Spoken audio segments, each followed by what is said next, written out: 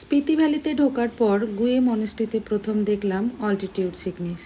না, আমার নয়, এক অপরিচিত বাঙালি মহিলার। উচ্চতা এবং পাহাড়ের বাঁক দুটোই সহ্য করতে না পেরে উনি হুড়হুড়িয়ে বমি করছেন।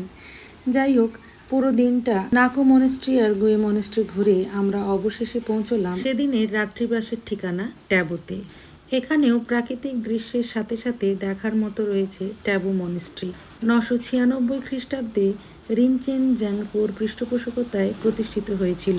মনেস্ট্রিটি প্রাচীন দেওয়ালচিত্র, মাটির মূর্তি এবং বৌদ্ধ শিল্পকর্মের জন্য বেশ নজর কেড়েছে।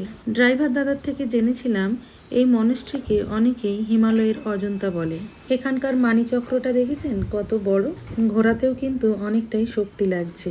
সন্ধ্যের দিকে পৌঁছেছিলাম বলেই এখানকার সাধারণ মানুষের লাইন ধরে বসে সান্ধ্যকালীন জপ বা প্রার্থনা দেখার সুযোগ হয়েছিল। সেই মুহূর্তের তাপমাত্রাটা ভিডিও দেখে আন্দাজ করা যাচ্ছে কি?